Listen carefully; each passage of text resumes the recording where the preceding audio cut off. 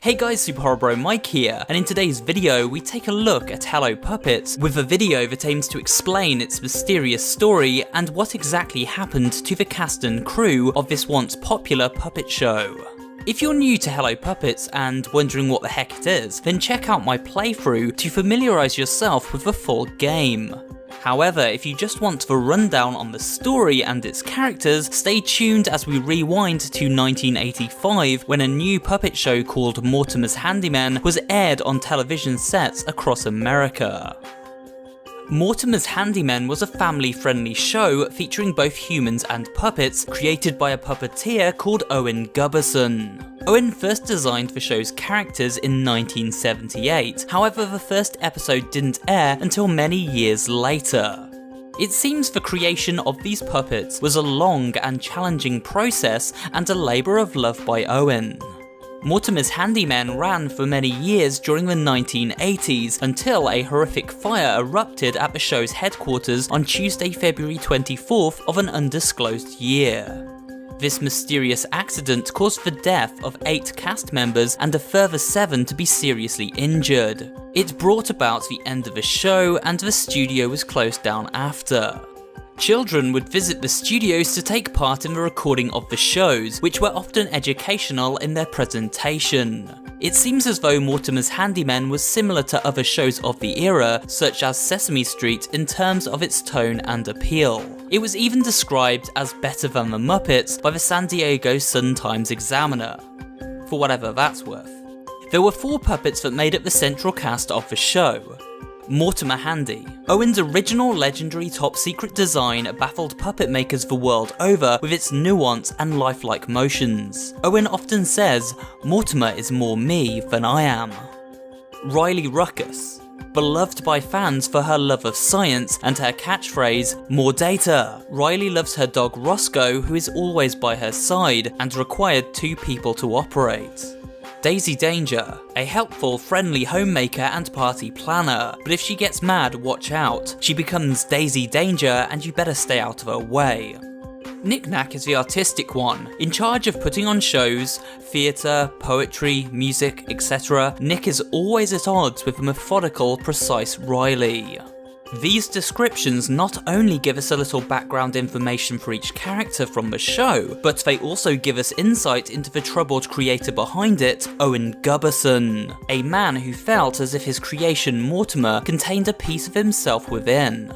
After many years, a college journalist sneaks into the abandoned studio where Mortimer's Handyman was filmed all those years ago to get a scoop for his editor's Halloween issue. Hey, it's me, your intrepid editor. You ever hear of that old decommissioned warehouse, the one where they used to film that old kid show from the 80s? It's supposed to be haunted. See if you can sneak in, take some pictures, write something up, but don't go crazy, because we're a college paper, not Woodward and Bernstein. Just call me when you're done. This is the character we play as during the game, and so this seems like the best place to begin explaining exactly what went on in this decommissioned warehouse after the tragic accident back in the late 1980s, although let's be honest, that probably wasn't an accident. It isn't long before we run into Mortimer Handy himself, who greets us with open arms and allows us to choose one of several puppets. Well, hello, old bean! What brings you to this strange little thing? Because I'm giving you your very own handyman puppet. However, shortly after we make our selection, we find Mortimer is not actually being controlled by his puppeteer. Rather, he is the one controlling them. He casts a spell which places us under the control of the puppet we just placed on our own hand. Arise, puppet! Arise! And claim the soul of this host for your prize! However, for whatever reason, the spell doesn't take hold of us, and so when our puppet scout awakens us to begin testing for scientist Riley Ruckus, this comes as quite a surprise. No, you're supposed to be out! A zombie! Zonked! I'm supposed to control you completely! Welcome to Puppet Host Orientation. Wait a minute! I think there's something wrong with my host! Scout decides to form a pact with her new host. If we play along and pretend she's in control of our body, we can work together in an attempt to escape. You see, Scout has had enough of the puppets who have gained control over their human creators and now run riot throughout the facility. She explains how this happened in a super snappy monologue. I don't have time to explain everything to you, but basically you're in a decommissioned soundstage filled with murderous sentient puppets from a cancelled children's TV show who were brought to life by an evil voodoo spell, and now they want to drain your life force in order to sustain themselves so they can bring their cancelled show back to life and take over the world. So these puppets were brought to life via a voodoo ritual and then went rogue and decided to use the life force of their hosts, the humans, in order to sustain their new sentient existence as they worked on a way to bring their cancelled show back from the dead. You know, to take over the world. Why else?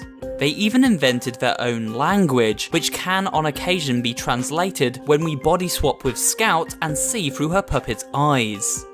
As we explore the old studio, a number of tape recorders can be discovered. These tell the story of a paranormal investigator named Anthony Pearson, who broke into the studio years earlier and eventually fell prey to the puppets lurking within. This is Anthony Pearson, co-founder of Vox Veritas. We're an independent journalistic haven and blog. We investigate paranormal phenomena and shine a light where the government and the Illuminati don't want light shown. It is with these tapes that we can piece together exactly how and why things turned out the way they did. There seems to be 6 recordings dotted throughout the game, each beside a photograph detailing something unsettling. Pearson began documenting his findings at the warehouse when he realised the puppets within were alive, and so this was to be his first real instance of a truly paranormal discovery. This is it. A real supernatural phenomenon, the one I've been looking for my whole life, and it was hiding here in a rundown warehouse. Anthony Pearson soon discovered that these puppets were not too friendly. In fact, he mentions how Riley the scientist enjoyed mangling her victims. In her lab, he unearthed a collection of tapes recorded by showrunner and puppet designer Owen Gubberson, a man who seemed to have gone mad after being consumed by his work. People think that the occult is all superstition and nonsense, but I can feel something moving inside of Mortimer when I say these words. His soul is in there. It wants to come to life. I'm so close.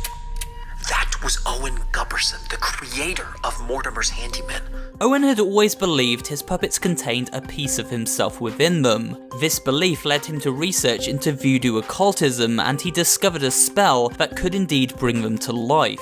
However, unfortunately for Owen, the puppets didn't behave as he had hoped. Each of them is who they were on the show, but twisted. It's wrong, somehow. Riley's the worst. She was a scientist on the show. Now she's a monster. And Mortimer, I don't think he understands human beings as anything but cattle. I'm losing control of them. They don't listen to me anymore. So not only did Owen's puppet creations come to life, they also developed plans to enslave mankind. In the various photographs we locate throughout the story, we see evidence of the cruel deeds these puppets carried out on their former puppeteers. Scout comments that she heard Mortimer transformed Owen into a puppet, and later in the game, we make this chilling discovery. Ah! Damn it! That's Owen! That's the guy who made us! And then went crazy and used some kind of voodoo spell to bring us to life. Bet he regrets that now. What did they do to him? It's weird to meet your god. Owen's fate was indeed to be transformed into a human puppet, so if Owen no longer is the host tethered to Mortimer, then who is? Well, this information requires a little detective work on our part, but once again these audio logs tell us what we need to know. Anthony Pearson tried to sell his story of the haunted TV studio to the newspapers, and then when that failed, he approached the police. However, both parties declined further investigation, believing him to be quite mad. Idiots! Stupid blind sheep, Times, the Chronicle, all of them. They laughed me right out of the office. I got so desperate, I actually took it to the cops. They told me to submit it to Mad Magazine. This lack of trust stemmed from the fact that Anthony had years earlier been an alcoholic who was known for his lack of credibility, and so he decided to venture back on his own one last time to try and secure concrete and indisputable evidence to back up his wild claims. The truth is, no amount of pictures is going to prove anything. Okay, I need a live specimen. I need Mortimer. Anthony's mission was to secure Mortimer Handy from his current host Owen, then using him as the evidence he would need. He tattooed a symbol on his hand so that if the mission failed, he would be easy to identify. I got our logo of the pyramid with the eye tattooed on my hand. I just want to leave a mark. People will know I'm not just a drone. They'll know what I used to be. It seems after Owen was transformed into a human puppet, Mortimer took hold of a new host, one with a symbol tattooed on his hand, Anthony Pearson. This was Anthony's fate. In order to avoid the same fate, Scout and our player, simply referred to as the host, are forced to work together, overcoming many obstacles along the way. From outrunning giant sock puppets, Riley's dog Roscoe, and journeying into the heart of Mortimer's lair, where human hosts are strung up like cattle and kept alive so that their souls may be drained at a later date. We discover scientist Riley has also been conducting some inhumane experiments on her own kind. Ugh, puppet surgery. Riley loves this shit. Puppets are strung up, with their organs ripped out, and many even fused with animals such as rats and dogs to create horrific hybrid organisms. Even Daisy Danger, one of the 4 main puppets from the show, seems to have fallen prey to Riley's cruel mutilations, deformed into this bizarre sock puppet. We only catch a brief glimpse of Knick-Knack here while peering through these boards. He vanishes a moment later and is easily the most mysterious of all characters from Hello Puppet's story. During this adventure, Scout reveals her true feelings to the player. She grew to hate the twisted lifestyle these puppets lead and their treatment towards their human hosts, wishing to escape the facility and integrate herself into the human world outside. Riley always told us hosts loved being hosts. She said the host world, the world where you're from, is hell, and hosts are begging to join our world.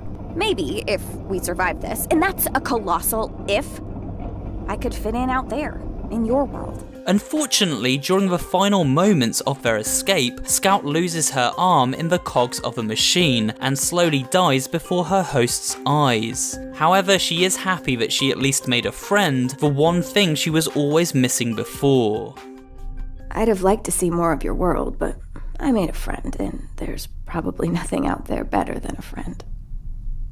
I'll see you around, friend.